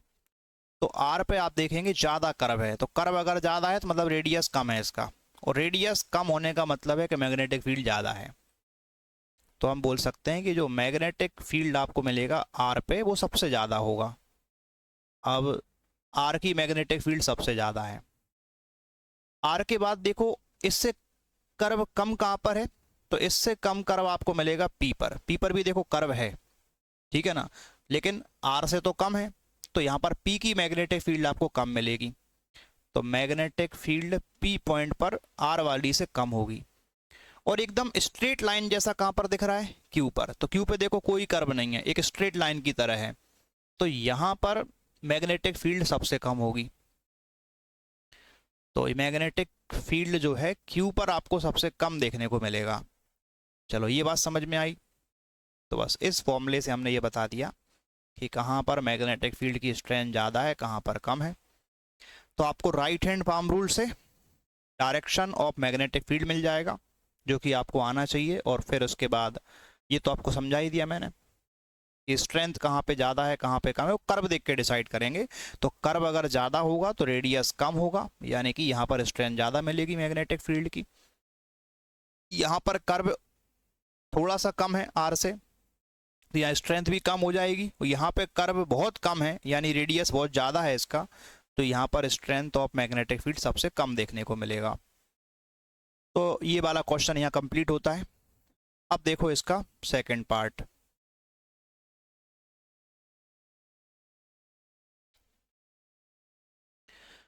ये देखिए सेकंड पार्ट को हम सॉल्व कर लेते हैं। छोटा सा क्वेश्चन है, अभी हो जाएगा। क्या बोल रहे हैं कि current carrying circular loop of area A. तो एक बना लेते हैं अपन, करंट कैरिंग सर्कुलर लूप। इसमें करंट फ्लो हो रहा है, तो मान लो इसमें आई करंट फ्लो होता है। इसका एरिया मान लेते हैं ए है। Produce a magnetic field B at it centre. तो इसके सेंटर पर जो मैग्नेटिक फील्ड है उसको बी मान लेते हैं अपन। सेंटर पर मैग्नेटिक फील्ड कितना मान लेते हैं, बी। तो आपको पता है कि मैग्नेटिक फील्ड सेंटर पे कितना होता है। तो अगर इसका रेडियस मैं आर मान लूं, तो magnetic field at the centre of current carrying circular loop, इसका फॉर्मूला याद होना चाहिए। तो mu naught upon 2 I by R, वायो सेवर्ट्स लॉ में आपने पढ़ा होगा ये। तो mu naught upon 2 I by R, ये होती है मैग्नेटिक फील्ड। ठीक है, हमने बी माना है। तो so that magnetic movement of the loop is, तो मैग्नेटिक मूवमेंट की बात कर रहे हैं, कितना आएगा। तो एक काम करो, मैग्नेटिक मूवमेंट को मैं कैपिटल एम से डिनोट करता हूं, और इसका फॉर्मूला होता है आई इंटू ए। मैग्नेटिक मूवमेंट क्या होता है, current multiply by area of the loop, तो आई इंटू ए होता है। लेकिन मैग्नेटिक मूवमेंट इसके बराबर आना चाहिए, तो कोई बात नहीं, हम इसमें आई की वैल्यू रख देंगे। अच्छा, आई की वैल्यू तो यहाँ से निकाल के रख देंगे। उससे पहले एरिया की बात करें, तो एरिया ऑफ सर्किल कितना होता है, पाई आर स्क्वायर। ठीक है ना, ये होता है एरिया ऑफ सर्किल। अब चूंकि रेडियस को मैंने कैपिटल आर माना है, तो यहाँ पे लिख लेते हैं कैपिटल आर स्क्वायर, तो पाई आर स्क्वायर एरिया होता है। बस ये दो फॉर्मूले का यूज़ करेंगे, वैल्यू पुट कर दो इसमें, तो आपको मैग्नेटिक मूवमेंट इस टर्म में आ जाएगा। बताओ करंट को हम क्या लिखें इस फॉर्मूले से, ये 2r को ऊपर ले जाओ, तो ये हो जाएगा आपका 2br, और म्यू नॉट नीचे पहुंच जाएगा। तो आई की जगह पे हम लिख सकते हैं 2br अपॉन म्यू नॉट, और इनटू में क्या चल रहा है, एरिया।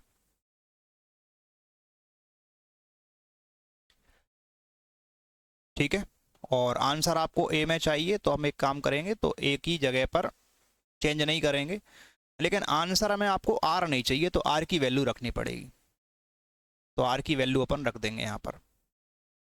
तो आर की जगह वैल्यू पुट करेंगे, इनको ऐसे लिख दो, 2b, ए को भी साथ में लिख लो, तो 2ba अपॉन म्यू नॉट। और ये जो आर है, तो आर की जगह पे हम क्या लिख सकते हैं, अच्छा पाई को उधर भेज दो, तो ये हो जाएगा आपका a अपॉन पाई, और स्क्वायर जाएगा तो रूट बन जाएगा, तो ये हो जाएगा रूट a अपॉन पाई। तो मैग्नेटिक मूवमेंट कितना आ जाएगा, देखो ये आ जाएगा मैग्नेटिक मूवमेंट, यही लाना था, 2ba upon mu naught into root a upon pi. तो इस तरीके से आपको ये देखने को मिलेगा। तो देखें सिंपल क्वेश्चन थे दोनों, तो थोड़े से कंसेप्ट लगाए अपन ने, तो नया कुछ भी देखने को नहीं मिल रहा आपको अभी तक। देख लें, जो फॉर्मूले आपने पढ़े थे हम उन्हीं का यूज़ कर रहे हैं, बट यूज़ करना सीखना पड़ेगा आपको। चलिए अब इसी का और वाला क्वेश्चन देखो। इसकी बात कर लेते हैं। देखिए,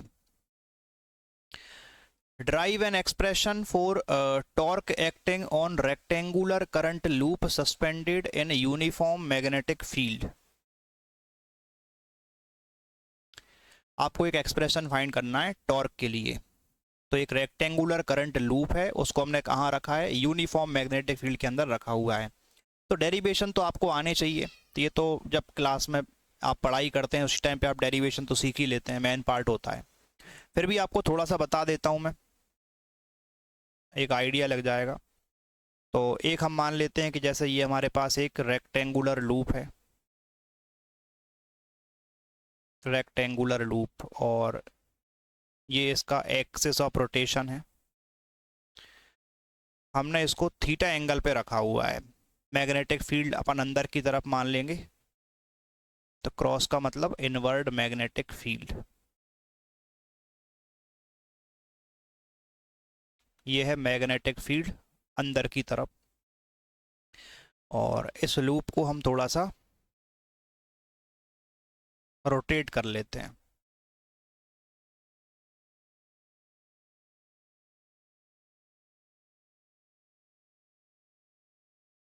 तो इस तरीके से ये थीटा एंगल से हमने रोटेट कर दिया इसको। तो ये जो एंगल है वो थीटा एंगल है, इससे रोटेट किया है, थीटा एंगल से रोटेट कर दिया। और ये जो लेंथ है उसको हम मान लेते हैं ए, और ये वाली लेंथ अपन मान लेते हैं बी। तो मैग्नेटिक फील्ड के अंदर जब कोई, अच्छा इसमें करंट फ्लो हो ही रहा है, मान लो इसमें आई करंट फ्लो होता है, इस लूप के अंदर आई करंट फ्लो हो रहा है।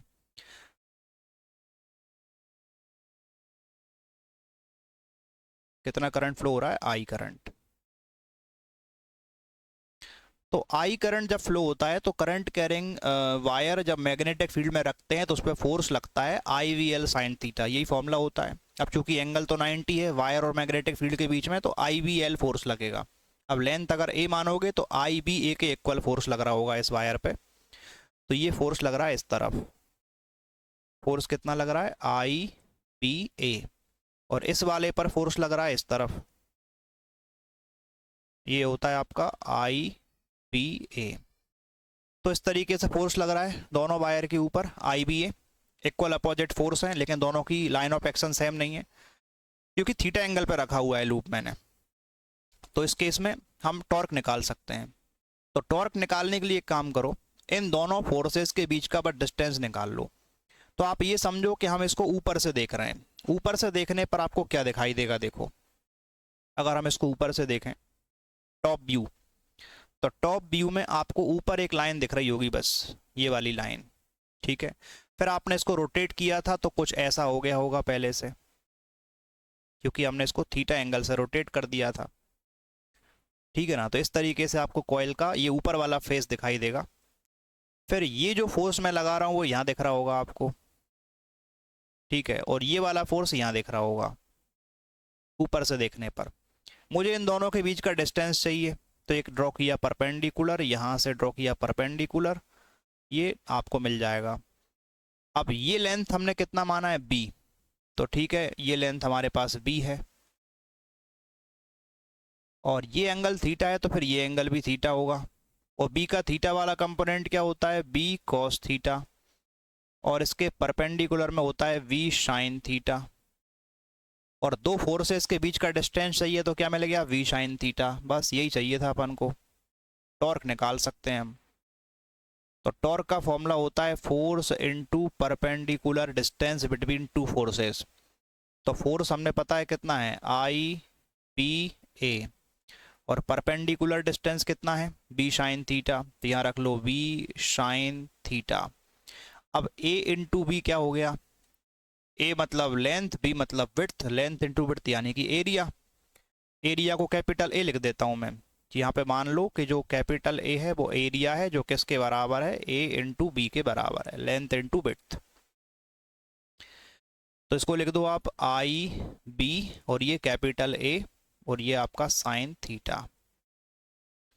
इसको ऐसे भी लिख सकते हैं, तो I into A B sine theta, ये आपको मिल गया टॉर्क। ये टॉर्क है एक टर्न का।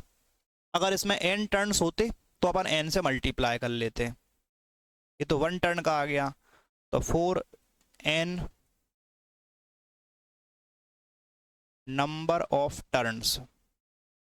अगर इसमें n टर्न्स की बात करें तो फिर टॉर्क के लिए n से मल्टीप्लाई कर देंगे, तो n i a b sign theta, ये होता है टॉर्क,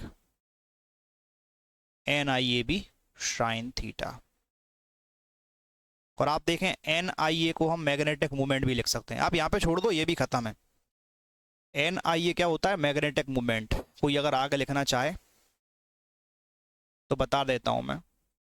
तो एन आई ए को मैग्नेटिक मूवमेंट यानी कि कैपिटल एम लिख सकते हैं, क्योंकि आई इंटू ए होता है मैग्नेटिक मूवमेंट ऑफ 1 टर्न, और एन का मल्टीप्लाई कर दो तो एन टर्न्स का मैग्नेटिक मूवमेंट है ये। तो ये हो गया आपका एम बी साइन थीटा। और इसको अगर वेक्टर फॉर्म में लिखा जाए तो ये हो जाता है M vector cross B vector,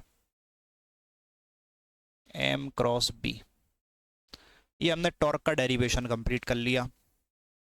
देखें तो डेरिवेशन तो आपको वैसे भी आता होगा, तो मैंने ये कंप्लीट करवा दिया। अब देखो सेकंड क्वेश्चन इसका, charge particle is moving in a circular path with velocity v।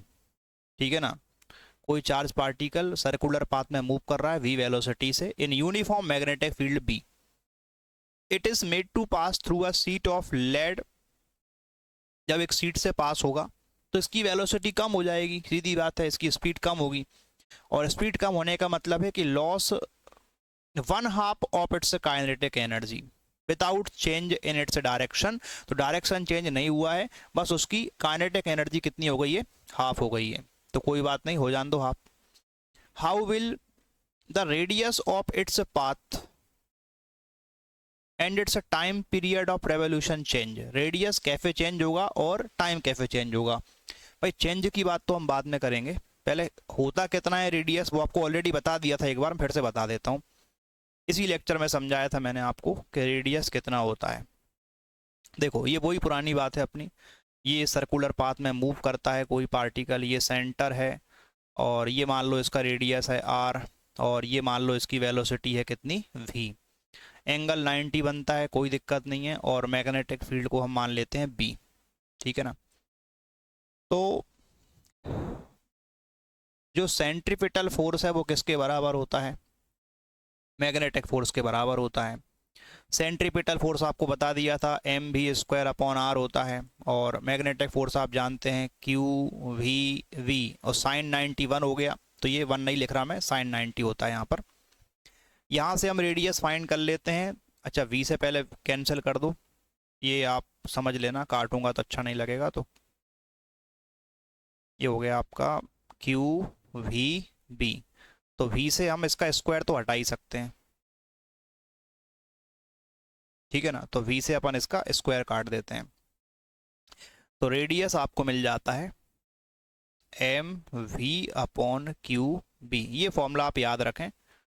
Radius कितना होगा जब कोई चार्ज पार्टिकल मूव करता है मैग्नेटिक फील्ड के अंदर। अब यहाँ पर मास इनटू वेलोसिटी को मोमेंटम लिखा जा सकता है, तो मैं रेडियस को ऐसे भी लिख सकता हूँ कि रेडियस इक्वल टू मोमेंटम को p लिखते हैं, तो p अपॉन क्यू बी, ये फॉर्मूला भी है रेडियस का। और अगर इसको और समझें अच्छे से तो मोमेंटम का एक फॉर्मूला और होता है, मोमेंटम का फॉर्मूला होता है √2m_k। याद होना चाहिए आपको, बहुत काम आता है ये भी। तो मोमेंटम की k का मतलब होता है काइनेटिक एनर्जी, क्योंकि क्वेश्चन काइनेटिक एनर्जी का है तो मैं इस फॉर्मूले को कहाँ तक लेके जाऊंगा? काइनेटिक एनर्जी तक ले गया मैं। तो ये जो रेडियस आपको मिला, इस रेडियस को हम ऐसे लिख सकते हैं, p की जगह पर क्या लिख सकते हैं? √2m_k, और अपॉन में क्या चल रहा है? q p चल रहा है। तो रेडियस का फॉर्मूला मैं ले आया in terms of kinetic energy. अब आप देख लो क्या क्वेश्चन है। जब इसकी काइनेटिक एनर्जी k है तो रेडियस इतना है, और अब मुझे न्यू रेडियस निकालना है। तो न्यू रेडियस निकालना है तो न्यू काइनेटिक एनर्जी होगी, क्योंकि जब वो लेड से कोलाइड करेगा तो उसकी वेलोसिटी कम हो जाएगी, मतलब काइनेटिक एनर्जी कम हो जाएगी। और क्वेश्चन बोल रहा है कि जो न्यू काइनेटिक एनर्जी है वो कितना है, 1/2 ऑफ इट्स काइनेटिक एनर्जी। तो इसने 1/2 काइनेटिक एनर्जी को लॉस कर दिया, तो बची कितनी, 1/2 बचेगी। तो न्यू काइनेटिक एनर्जी कितना होगा, k/2 होगा। ठीक है, ये आपको बस पुट कर देना है। तो इससे आपको मिल जाएगी न्यू रेडियस। तो न्यू रेडियस निकालने के लिए हम क्या करेंगे, इस फॉर्मूले में रख देते हैं। तो देखिए फॉर्मूला क्या है आपका, √2m, तो यहाँ पे क्या लिखोगे, k dash new kinetic energy, और अपॉन में क्या चल रहा है आपका, QP। वैसे समझ में आ गया, 1/√2 टाइम्स हो जाएगा, बट फिर भी मैं सॉल्व करके दिखा देता हूँ। तो R डैश इक्वल टू, अब k डैश की वैल्यू रख दो इसमें, तो 2m, और k डैश को हम क्या लिख सकते हैं, k/2, ये पूरा रूट के अंदर है,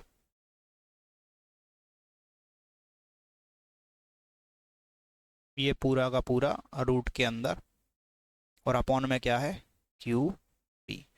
अब 2 से 2 काटना मत, बस ये अपॉन में जो √2 है ना, √2 को अलग कर लेना, इससे मुझे उससे कंपेयर करना है यहाँ पर। तो मैंने क्या किया, ये जो है 1/√2 इसको अलग कर दिया, बाकी जो बचा है वो ऐसे ही लिख दो। तो √2m/QB। अब √2m/QB तो क्या था, पुराना रेडियस, यानी कि जो R डैश आपको मिला, इसको इधर लिख देते हैं इस तरफ,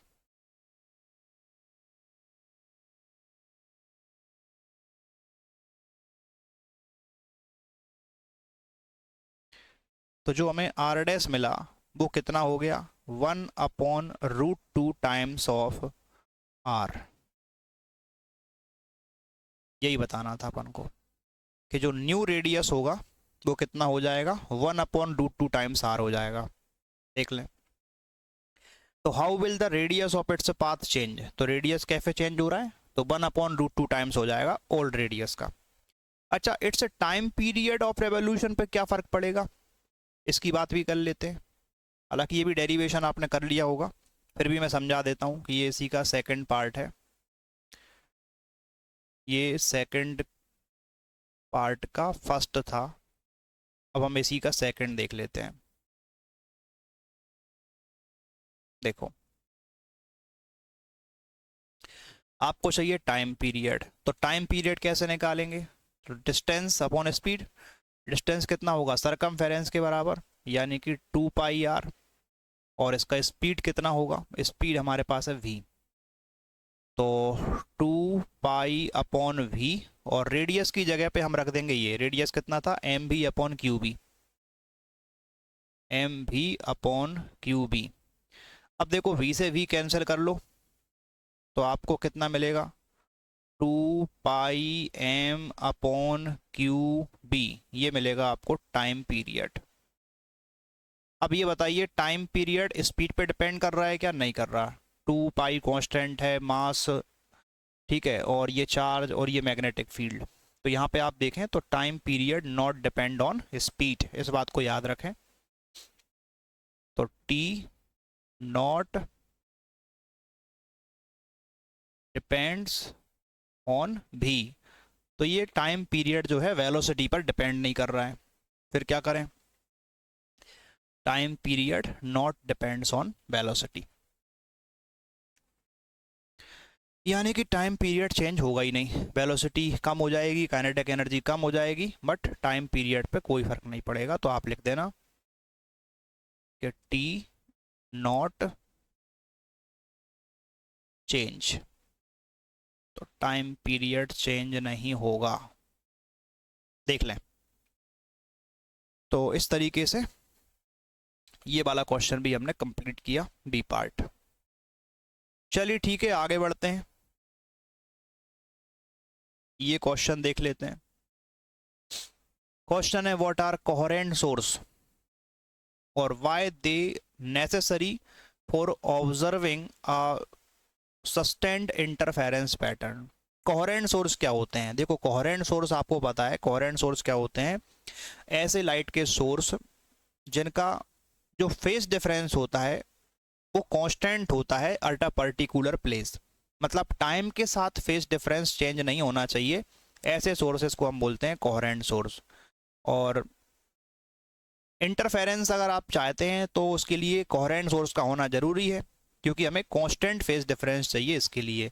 तो ये आंसर इसमें लिखा हुआ है, रीड कर लेना आप, कि two source are said to be coherent if they emit light continuously of same frequency या वेवलेंथ और हैविंग जीरो और कांस्टेंट फेज डिफरेंस। मतलब कोहेरेंट सोर्स होने के लिए क्या चाहिए, फ्रीक्वेंसी सेम होना चाहिए या वेवलेंथ सेम होना चाहिए। अगर फ्रीक्वेंसी या वेवलेंथ अगर सेम है तो सोर्स को हम क्या बोलेंगे, कोहेरेंट सोर्स। और फ्रीक्वेंसी सेम होने की वजह से उनका फेज डिफरेंस कांस्टेंट होता है। और ऐसा जरूरी क्यों है, क्योंकि हमें कांस्टेंट फेज डिफरेंस चाहिए। तो coherent source are required to get constant phase difference. अगर आपको कांस्टेंट फेज डिफरेंस लाना है तो आपको कोहेरेंट सोर्स की जरूरत पड़ती है। तो क्वेश्चन था ना कि why they are necessary to obtain constant phase difference. हमें कांस्टेंट फेज डिफरेंस चाहिए, इसके लिए हमें कोहेरेंट सोर्स की नीड होती है इंटरफेरेंस के लिए। तो डेफिनेशन लिख देना, कोहेरेंट सोर्स क्या होते हैं, ऐसे सोर्स ऑफ लाइट जिनकी फ्रीक्वेंसी या वेवलेंथ सेम हो। और दूसरा, जरूरी क्यों होते हैं, क्योंकि हमें कांस्टेंट फेज डिफरेंस चाहिए, टाइम के साथ चेंज नहीं होना चाहिए।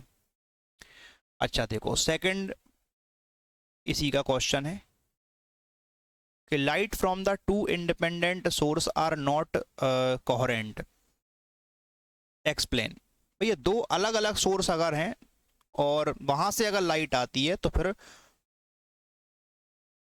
कोहेरेंट नहीं हो सकती। वो क्यों नहीं हो सकती, क्योंकि अलग अलग सोर्स से जब लाइट आती है, जैसे एक S1 अलग सोर्स है, S2 अलग सोर्स है। देख हम तो इन दोनों को सेम डिपेंड करके बनाते हैं, दोनों S1 S2 जो स्लिट में हम यूज़ करते हैं। लेकिन अगर ये इंडिपेंडेंट सोर्स हैं तो इनसे जो लाइट आ रही है उनका जो फेज डिफरेंस होगा वो कांस्टेंट नहीं रहेगा, फेज डिफरेंस टाइम के साथ चेंज होता रहेगा। तो इसलिए हम बोलते हैं कि जो अगर इंडिपेंडेंट सोर्स होंगे तो वो कोहेरेंट नहीं हो सकते, क्योंकि उनका फेज डिफरेंस कांस्टेंट नहीं हो सकता। तो two independent source will never be coherent because phase difference between them will not be constant. तो कोहेरेंट होने के लिए क्या चाहिए, फेज डिफरेंस कांस्टेंट होना चाहिए, तो वो मिल नहीं पाएगा, तो इसलिए कोहेरेंट नहीं हो पाएंगे। ये तो थ्योरी वाले क्वेश्चन आपने पढ़ रखे होंगे, कुछ नया नहीं है इसमें, एक बेसिक सा क्वेश्चन है, बता दिया मैंने फिर भी आपको। आगे बढ़ते हैं, इसका सेकंड पार्ट, ये थोड़े करने लायक क्वेश्चंस होते हैं न्यूमेरिकल टाइप के। वो थ्योरी और डेरिवेशन तो आपको आता है, सब बच्चों को रटे होते हैं वो question. Two slits 0.1 mm apart are arrange 1.2 metre from screen और light of wavelength 600 nanometre from a distance source is incident on the slit. चलो अच्छी बात है, ये क्वेश्चन करवा देता हूँ मैं। तो ये हम करते हैं सेकंड पार्ट इसका। देखो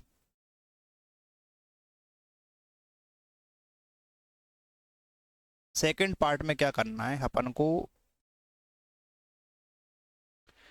दो स्लिट बनानी है, S1 और S2। एक स्क्रीन बनानी है, जो स्लिट है उसके बीच के डिस्टेंस को हम D मान लेते हैं और स्लिट और स्क्रीन के बीच के डिस्टेंस को हम कैपिटल D मानते हैं।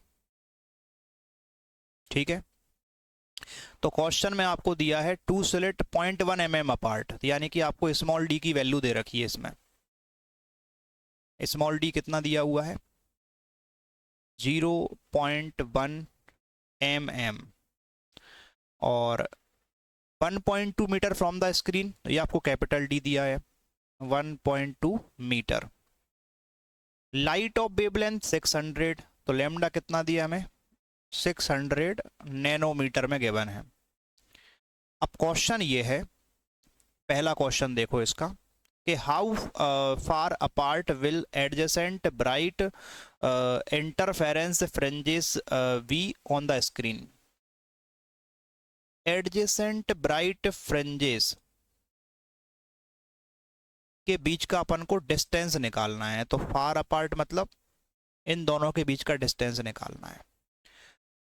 तो एडजेसेंट ब्राइट फ्रिंजेस के बीच का जो डिस्टेंस होगा उसी को हम फ्रिंज विड्थ बोलते हैं। क्या बोलते हैं, फ्रिंज विड्थ। तो इनडायरेक्टली आपको फ्रिंज विड्थ कैलकुलेट करनी है यहाँ पर, जिसका फॉर्मूला आपको आना चाहिए। फ्रिंज विड्थ को मैं बीटा से डिनोट करता हूँ, जिसका फॉर्मूला होता है लैम्डा डी बाई डी। बस ये लगाना है, क्वेश्चन खत्म।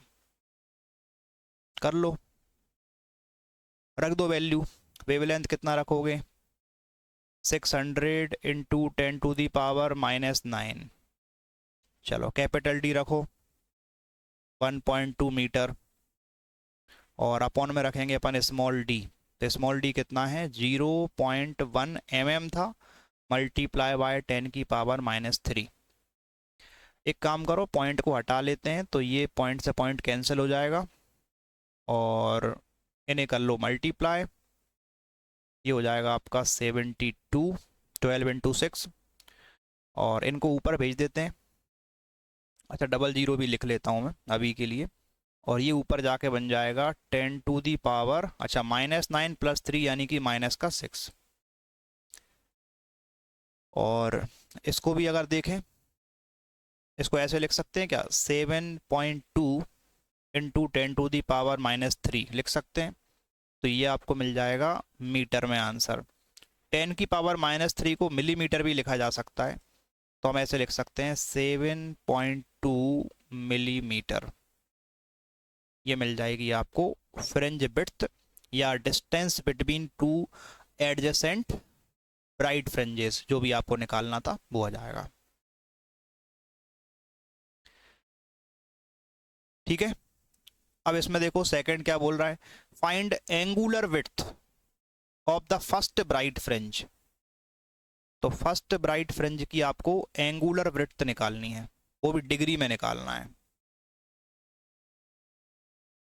ये तो आपका सेकंड का, एक मिनट, सेकंड का फर्स्ट हो गया, ये सेकंड का फर्स्ट कर लिया हमने ये क्वेश्चन। अब सेकंड का सेकंड देखो, सेकंड का second, angular width of the first bright fringe. तो फर्स्ट ब्राइट फ्रिंज की एंगुलर विड्थ अगर आपको निकालनी है तो उसका फॉर्मूला लगा दो। एक्चुअली आपको एक फॉर्मूला याद रखना चाहिए, पाथ डिफरेंस जो होता है फर्स्ट ब्राइट फ्रिंज के लिए होता है, वैसे एन के लिए होता है एन लैम्डा। अब एन की वैल्यू 1 कर दोगे तो लैम्डा आ जाता है, और एक होता है डी साइन थीटा। ये आप याद रखें, तो कभी कोई फॉर्मूला रटने की जरूरत नहीं पड़ेगी आपको। D sine theta equal to lambda.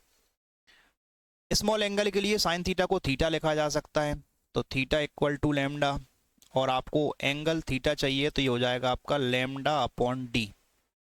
ये होती है एंगुलर, ठीक है ना। तो हमें क्या चाहिए इसमें? एंगुलर विड्थ चाहिए, तो आपको लैम्डा अपॉन डी मिलेगी। बस रख दो आंसर। तो लैम्डा आपको दे ही रखा है क्वेश्चन में, ये दिया था आपको 600 नैनोमीटर, तो मल्टीप्लाई बाय 10⁻⁹, और डी हमारे पास कितना है? 0.1 मिलीमीटर था, तो मल्टीप्लाई बाय 10⁻⁻3। पॉइंट को हटा लो तो ऊपर 10 लग जाएगा, और ये होगा, ये देखो ऊपर जाके +3, और ये भी 3 जीरो हैं तो 6, और 6 - 9, तो ये आ जाएगा आपका 6 इंटू 10⁻⁻3। ये आपको मिल जाएगा रेडियन में एंगल आया है, ये किस में आ गया? रेडियन में। अब इसको आप डिग्री में चेंज करना चाहें तो कर सकते हैं, तो 6 इंटू 10⁻⁻3 को मल्टीप्लाई कर देना 180/पाई से। किससे कर देंगे? 180/पाई। तो 6 इंटू 10⁻⁻3 इंटू 180/पाई की वैल्यू रख देना 3.14। अब इसे आप कर लेना सॉल्व। तो इसको आप सॉल्व कर लो, और सॉल्व करके इसका आंसर बता देना। तो डिवाइड कर लेते हैं, कितना आंसर आएगा इसको डिवाइड करके। इसका आंसर आएगा 0.34 डिग्री। यहाँ लिख देते हैं अपन, इसका आंसर आएगा 0.34 डिग्री। ये मिल जाएगा थीटा। तो थीटा इक्वल टू 0.34 डिग्री।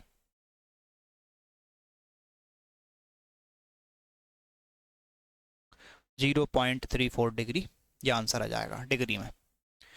तो ठीक है, ये वाला क्वेश्चन हमने कंप्लीट किया, एंगुलर विड्थ फाइंड कर ली डिग्री में। ओके, वैसे आंसर रेडियन में आ रहा था। इसी को आगे बढ़ाते हैं। देखो अगला क्वेश्चन, ये लास्ट क्वेश्चन है इसका। क्या बोल रहा है कि डिफाइन वेव फ्रंट क्या होता है। तो वेव फ्रंट क्या होता है, देखिए वेव फ्रंट की अगर बात करें तो वेव फ्रंट क्या होता है, लोकस होता है मीडियम के ऐसे पॉइंट्स का लोकस होता है जो सेम फेस में वाइब्रेट हो रहे होते हैं। तो वही डेफिनेशन आपको लिख देना है कि wave front is a locus of all the points which oscillate in the same phase या vibrating in the same phase. तो ऐसे पॉइंट के लोकस को हम क्या बोलते हैं, वेव फ्रंट बोलते हैं। फिर आगे क्वेश्चन है इसमें कि an incident plane wave fall on convex lens. तो ये कॉन्वेक्स लेंस के ऊपर फॉल करती है और and get refracted through it, और इससे रिफ्रैक्ट हो जाती है। ठीक है ना, तो प्लेन वेव है, तो जब दूर से लाइट रेस आ रही थी, एक parallel beam of light incident हुआ है। तो पैरेलल बीम ऑफ लाइट के लिए जो वेव फ्रंट होता है वो कैसा होता है, एक प्लेन वेव फ्रंट होता है। ठीक है ना, तो प्लेन वेव है तो प्लेन वेव फ्रंट था, तो इसको बोलेंगे अपन इंसिडेंट वेव फ्रंट, जो कैसा होता है, प्लेन। तो ऐसे बना देते हैं इंसिडेंट वेव फ्रंट। आपको ड्रॉ करना है, draw diagram to show the incident और रिफ्रैक्टेड वेव फ्रंट बनाने हैं। तो इंसिडेंट वेव फ्रंट बन गया, और उसके बाद ये जो लेंस है वो क्या करेगा, जैसे कोई भी हमारे पास कॉन्वेक्स लेंस होता है, अगर पैरेलल लाइट आती है तो वो क्या करता है, सभी को फोकस पे मिला देता है। कहाँ मिलाता है, फोकस पर।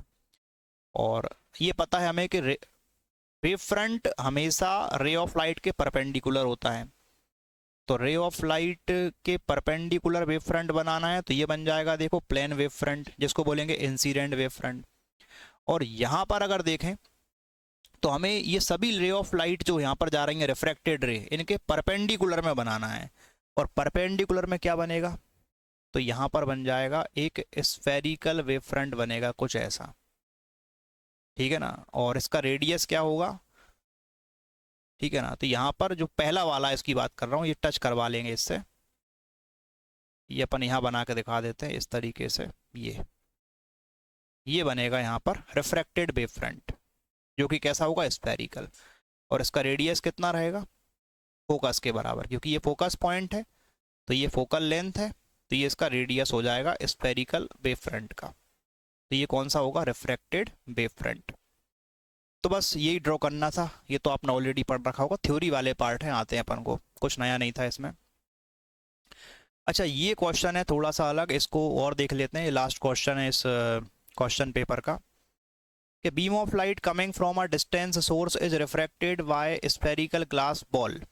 रिफ्रैक्टिव इंडेक्स दिया है 1.5 और उसका रेडियस है 15 सेंटीमीटर। तो ड्रॉ रे diagram and obtain position of the final image formed. चलो बना के दिखाता हूँ, क्वेश्चन तो आप पढ़ लेना, मैं इसको यहाँ कर देता हूँ। तो ये जो है क्वेश्चन जो है कौन सा है, सेकंड पार्ट है इसका, बी का सेकंड।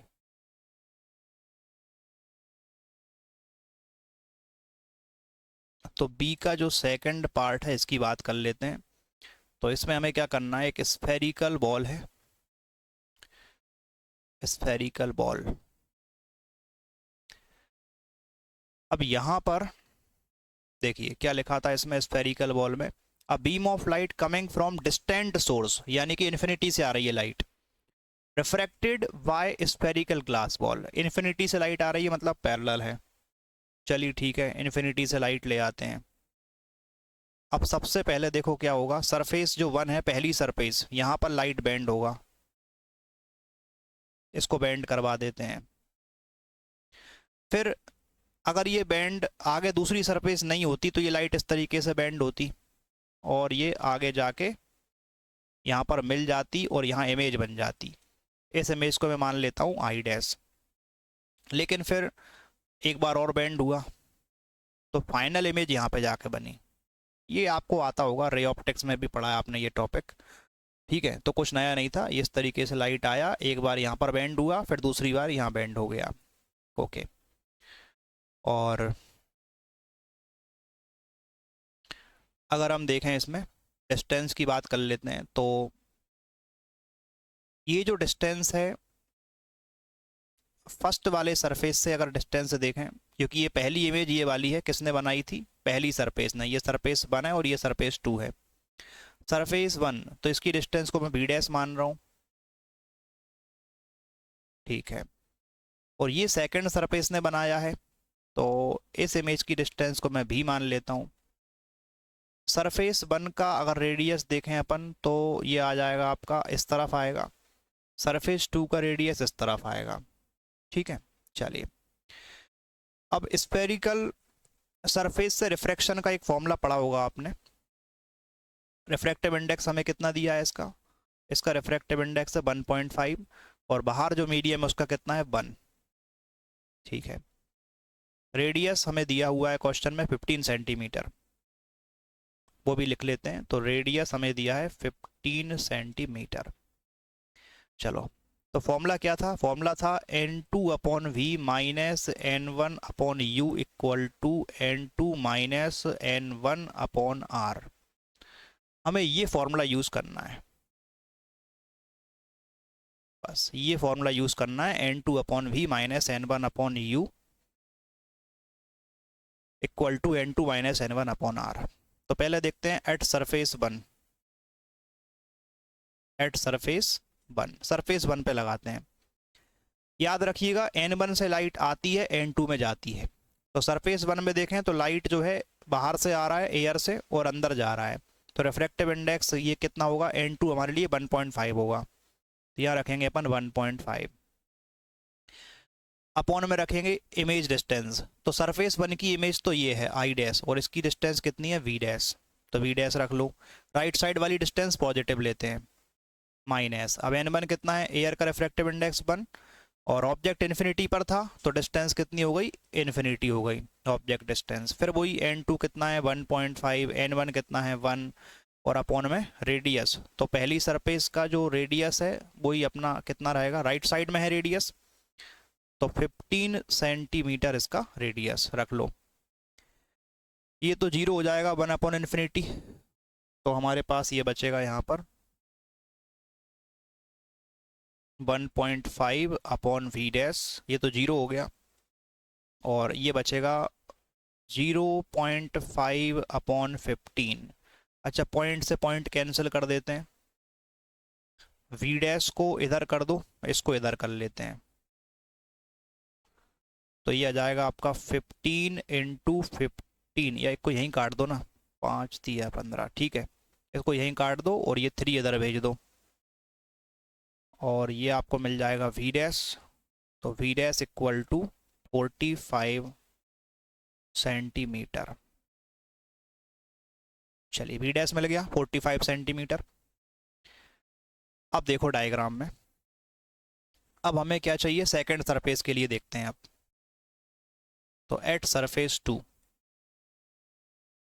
एट सरफेस 2, सरफेस 2 के लिए अगर देखें तो सरफेस 2 में आप फिर से लगाएंगे वही फॉर्मूला। क्या होता है, सरफेस 2 के लिए ये ऑब्जेक्ट रहेगा और ये इमेज रहेगी। अब लाइट जो है इस बॉल से या ड्रॉप स्पीयर से बाहर निकल के एयर में आ रहा है, तो एयर हमारे लिए सेकंड मीडियम हो जाएगा, यानी n2 की वैल्यू क्या होगी, 1 होगी इस बार। यहाँ रखेंगे अपन n2 अपॉन n1, तो n2 मतलब रिफ्रैक्टिव इंडेक्स ऑफ एयर, और n2 अपॉन v, तो इमेज डिस्टेंस कितना रखोगे आप, क्योंकि सरफेस 2 की इमेज तो v है तो यहाँ v रख लेंगे, माइनस। अब n1 कहाँ से लाइट आ रही थी, 1.5 वाले मीडियम से, तो 1.5 रख लो, और अपॉन में रखेंगे अपन n2 upon v minus n1 upon u, object distance. अब ऑब्जेक्ट डिस्टेंस कितना होगा, तो यहाँ से यहाँ तक का डिस्टेंस। अब ये कैसे निकालें, ये v डैश कितना आया 45, 45 में से आप ये माइनस कर लो, r प्लस r कितना हो गया, डायमीटर हो गया ना, r 15 है, 15 प्लस 15 कितना हो गया 30, तो 30 माइनस कर दो तो आपको यहाँ से यहाँ तक का डिस्टेंस मिल जाएगा, क्योंकि सरफेस 2 से अपन को लेना है। तो यहाँ पे हम कितना रख देंगे, ये रख देना आप 45 माइनस 30, ठीक है, equal to n2 minus n1, तो n2 हमारे लिए 1 है, तो 1 माइनस 1.5 और अपॉन में रखेंगे अपन रेडियस। अब रेडियस कौन सा, सेकंड सरफेस का। अब सेकंड सरफेस का रेडियस लेफ्ट साइड में रहेगा, तो ये रेडियस आपको नेगेटिव लेना पड़ेगा, तो माइनस का 15 सेकेंड सरफेस के राइट लेफ्ट साइड में है, इसलिए सॉल्व कर लो, आंसर आ जाएगा यहाँ पर। या इसको एक काम करते हैं, ऊपर लिख देते हैं, इसको लिख दो यहाँ पर 1/v माइनस ये कितना है 1.5 अपॉन, ये माइनस करने पर कितना आएगा 45 माइनस 30 यानी कि 15 आ जाएगा, और इक्वल टू में ये आएगा आपका माइनस का 0.5 और अपॉन में कितना है माइनस का 15, तो ये कैंसिल कर देते हैं, ठीक है। और अगर इसको अपन हटा दें तो ये नीचे 0 बढ़ जाएगी, यहाँ भी अगर अपन इसको हटा देते हैं तो एक 0 नीचे बढ़ जाएगी। इसको सॉल्व बाद में कर लेंगे, मैं इसको ऐसे ही छोड़ रहा हूँ। और ये प्लस का है आपके पास, सिंप्लीफाई भी कर सकते हैं आप चाहें तो 5/150, और ये इधर आके प्लस का बन जाएगा 15/150, ठीक है। तो 1/v 150 सेम डिनोमिनेटर, एक बार लिख लो, ऊपर हो गया 15 + 5 यानी कि 20, तो 0 से 0 कैंसिल कर देना, रेसिप्रोकल कर लो तो v इक्वल टू हो जाएगा 15/2, तो v आपको मिल जाएगा 7.5 सेंटीमीटर। तो v कितना हो गया 7.5 सेंटीमीटर। तो देखिए क्वेश्चन में क्या फाइंड करना था हमें, ड्रॉ द रे diagram and obtain the position of the final image. तो फाइनल इमेज कहाँ पर आएगी 7.5 सेंटीमीटर पे आएगी, और ये प्लस का आंसर आ रहा है यानी कि राइट साइड में आएगी, तो यहाँ से ये आपको मिलेगा सेकंड सरफेस से मिलेगा ये 7.5 सेंटीमीटर पे। तो लेक्चर काफ़ी लेंथी हो गया है, और इसी के साथ इस लेक्चर को हम एंड करते हैं। और इस लेक्चर में हमने ये क्वेश्चन पेपर कंप्लीट कर लिया, सेक्शन ही कंप्लीट हो गया इसका। इसी के साथ आपका पूरा पेपर जो है वो कंप्लीट होता है, तो इसको रिवाइज कर लें, और ये सारे क्वेश्चन आपको आने चाहिए, क्वेश्चंस करते जाओ, प्रीवियस ईयर क्वेश्चंस, आपका कॉन्फिडेंस बढ़ेगा। थैंक यू, मिलते हैं इस अगले लेक्चर में, हम अगला पेपर लेकर आएंगे, तो 55 to 1 जो सेट है वो सॉल्व करेंगे नेक्स्ट में। Thank you.